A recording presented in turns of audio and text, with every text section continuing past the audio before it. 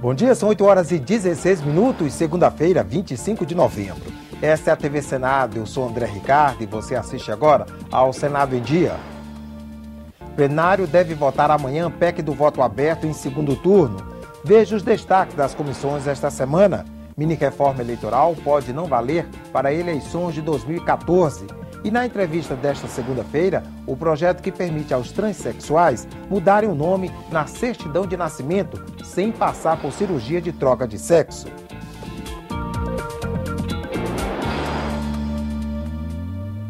A mini-reforma eleitoral, aprovada semana passada pelos senadores, já está com a presidência da República. Mesmo se virar lei, ainda restam dúvidas sobre a validade das novas regras para as eleições do ano que vem.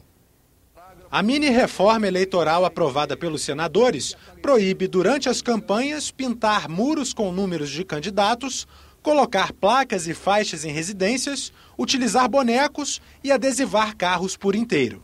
Além disso, despesas com alimentação não poderão ultrapassar 10% dos gastos totais da campanha e com transporte 20%. A contratação de cabos eleitorais será limitada, com números diferentes em cada estado. Para presidente da República, por exemplo, os candidatos poderão contratar uma pessoa para cada 1.000 eleitores do maior colégio eleitoral. O resultado dessa conta valerá para todos os municípios daquele estado. Os senadores retiraram um dispositivo. Ele permitiria que empresas concessionárias ou permissionárias de serviços públicos fizessem doações para as campanhas. O movimento de combate à corrupção eleitoral, que organizou a coleta de assinaturas para a lei do Ficha Limpa, elogia as mudanças, mas considera a mini-reforma tímida. Muito aquém do que a nossa sociedade precisa e quer, né? Nós queremos ver atacado o financiamento de campanha. A empresa não pode continuar financiando campanha, porque todo escândalo de corrupção, o que está por trás é o financiamento de campanha. Empresa não vota, empresa não tem que financiar ninguém. E empresa não doa, empresa faz investimento. O texto seguiu para a presidente Dilma. Se ela sancionar a mini-reforma, surge a dúvida. Será que as novas regras valerão para as eleições do ano que vem? O artigo 16 da Constituição diz que leis que alterem o processo eleitoral entram em vigor na data da publicação, mas só são aplicadas depois de 1 ano da vigência. O autor do projeto diz que não é o caso da mini-reforma. Vale para 2014 porque nós não estamos mudando regras de eleição. Tá? São regras administrativas, procedimentais, que criam procedimentos de fiscalização, de transparência, de gasto. Então, não há nenhuma regra que, de certa forma, impacte o direito de cada um de disputar a eleição. Outros senadores advertem. Nós podemos estar cometendo um equívoco. Qual é o equívoco? De trazer dúvidas, né? Trazer controvérsias e, mais uma vez, ficará para o Tribunal Superior Eleitoral decidir, muito próximo da eleição, efetivamente o que pode, o que não pode. Para este especialista em direito eleitoral, a mini-reforma não vale para 2014. Ele também diz que ela fere o princípio da livre manifestação. Eu posso botar no muro da minha casa uma placa de um time de futebol, mas não posso botar uma placa com a minha preferência política ou com a minha preferência eleitoral de determinado candidato. Isso é um absurdo. O Tribunal Superior Eleitoral, a quem cabe decidir sobre a aplicação da lei, aguarda a sanção do texto. O que será necessário fazer é verificar se a norma contém ou não algum dispositivo que altere o processo eleitoral. Se contiver, provavelmente não será aplicado para as eleições de 2014. O plenário deve votar amanhã, em segundo turno, a PEC do voto aberto no Legislativo. Quem traz informações ao vivo sobre o assunto é a repórter Carla Benevides. Bom dia, Carla. Está prevista para esta terça-feira a votação em segundo turno da proposta de emenda à Constituição que estabelece o voto aberto nas sessões do Congresso Nacional, das Assembleias Legislativas e das Câmaras Municipais. A matéria era para ter sido votada na semana passada, mas como vários senadores estavam em missão oficial, a matéria foi adiada para esta terça-feira. A preocupação dos senadores era de não conseguir os 49 votos necessários para a aprovação do texto, já que os parlamentares estão divididos. Uma parte defende pretende a manutenção do voto secreto em algumas situações, como a apreciação de vetos presidenciais e a aprovação de autoridades indicadas pela Presidência da República. Alguns destaques foram apresentados, mas a decisão mesmo deve ser no voto, já que o plenário está dividido. Ainda há 4 propostas de emenda à Constituição na pauta, mas que ainda precisam cumprir o prazo de 5 sessões antes de serem votadas em primeiro turno. Entre elas está a PEC 34 de 2013, que prevê um número maior de votos na Câmara e no Senado para a criação de órgãos públicos. A proposta, de autoria do senador José Agripino, altera a Constituição e prevê que a criação de órgãos públicos seja feita por lei complementar e não mais por lei ordinária como ela é atualmente. Na prática, serão necessários 41 votos no Senado e 257 votos na Câmara e não mais a maioria simples, que é a maioria dos presentes na sessão. O autor da matéria argumenta que, nos últimos 10 anos, o número de ministros de Estado dobrou. André. Obrigado, Carla. E pode entrar na pauta do plenário desta semana também o projeto de lei que combate a guerra fiscal e, ao mesmo tempo, reforça o caixa dos municípios. Veja na reportagem de Mariana Abreu.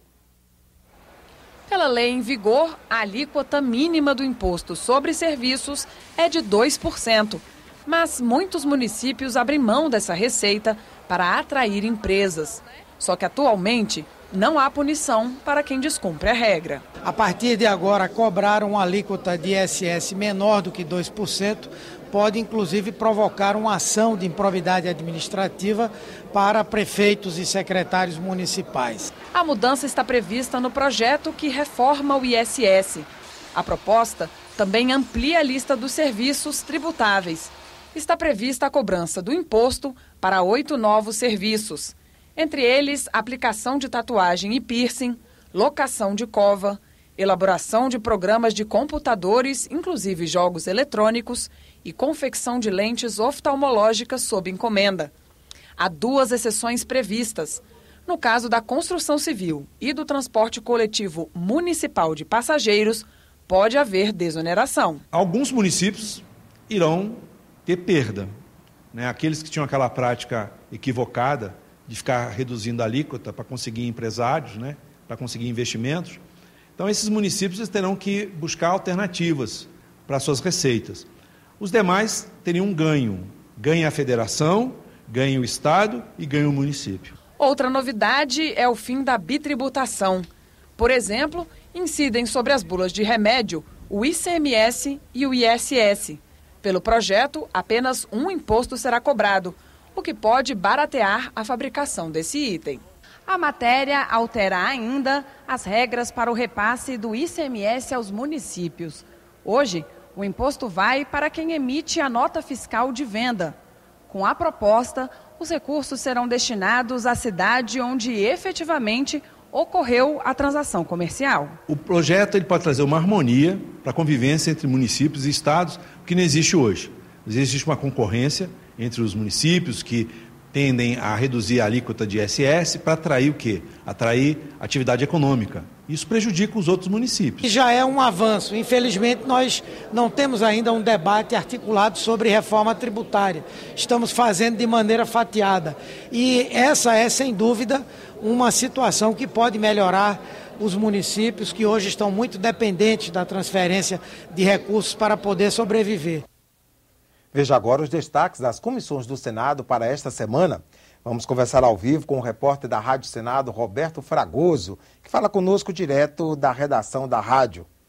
Bom dia, Roberto. Bom dia, André Ricardo. A Comissão de Educação deve retomar a votação do Plano Nacional de Educação nesta terça-feira. O Plano Nacional de Educação tem 20 metas para o setor que vão valer por 10 anos a partir da publicação.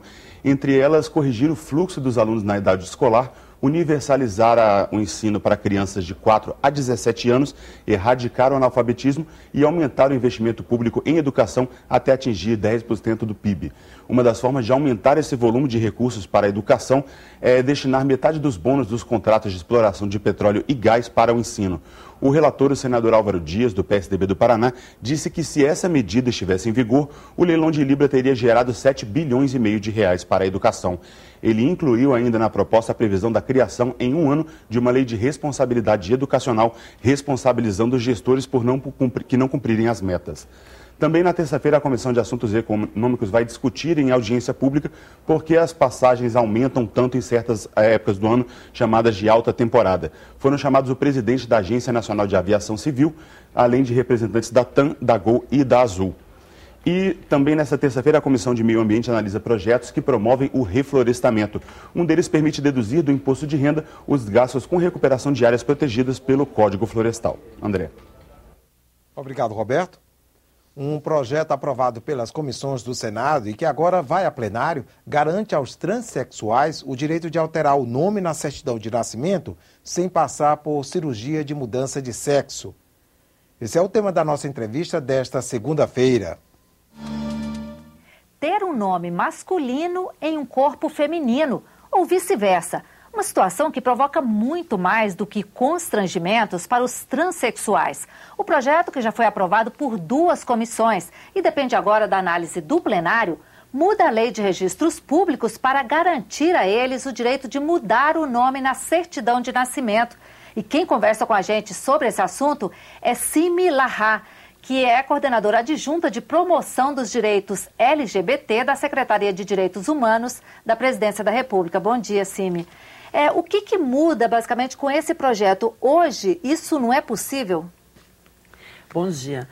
Na verdade, hoje, isso é possível, né, mas há uma dificuldade. Né? A pessoa transexual que está num processo de readequação do seu corpo, ela passa por determinadas etapas. Né? Ela passa por um processo de acompanhamento hormonal, por um processo psiquiátrico, e é esse psiquiatra, esse profissional, que dá a essa pessoa um laudo de que aquela pessoa é transexual.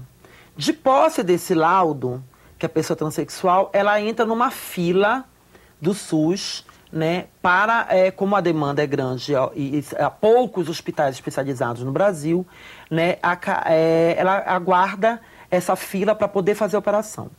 Muitas que não querem, não aguentam esperar essa operação, acabam só dando logo entrada no judiciário pedindo essa alteração de nome. E muitas vezes é negado, porque ainda não conseguiu chegar na cirurgia.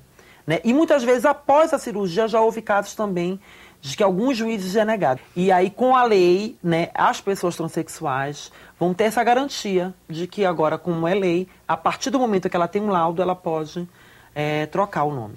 Mas o projeto, ele continua prevendo a necessidade de um laudo. A necessidade de um laudo. Ele já não prevê a necessidade da operação. Porque a operação ela é uma operação agressiva. Né? São 2 meses de pós-operatório. Então você imagina o quanto é uma operação agressiva e que muitas pessoas têm medo, têm receio, né? Não querem passar pela operação, mas fazem todo o processo. O que significa para um transexual poder mudar o nome, adequar o nome à realidade psicológica dele? Eu podia simplificar em uma palavra: cidadania. Porque assim, se a gente for imaginar, muitos transexuais hoje estão fora da escola, né, porque não conseguem ser identificadas na escola. Né? Muitos transexuais passam por inúmeros constrangimentos. Você imagina uma mulher inteira entrando, ou um homem, né, e ser chamado pelo nome feminino, ou uma mulher ser chamada pelo nome masculino. Isso constrange, faz com que pessoas não vão a posto de saúde, não frequentem a escola e acaba não exercendo a sua cidadania. Né? Por isso que eu diminuo nessa palavra de cidadania. Para além disso, eu podia citar um exemplo. Eu vim de Belém, né? Eu sou de Belém. E lá a gente escutou um caso de uma transexual que estava inconsciente, né? Precisando de atendimento urgente no hospital, e a pessoa que acompanhava não sabia seu nome de registro. E o médico chamava o tempo inteiro pela pessoa pelo nome de registro. E aí acabou que ele não disse que era aquela pessoa que estava ao seu lado, porque só conhecia pelo seu nome social, pelo seu nome feminino, né? E acabou que a pessoa acabou morrendo ali no leito, quer dizer. Então há uma questão de cidadania que está em jogo com a questão do nome, que às vezes as pessoas acham que é tão simples, mas é a porta de entrada para todo o acesso de cidadania daquele cidadão. Simi, muito obrigada pela sua entrevista. Eu que agradeço a oportunidade. O Senado em Dia termina aqui. No decorrer da manhã, você acompanha outras informações nos boletins do Senado Agora. Enquanto isso, continue assistindo a nossa programação.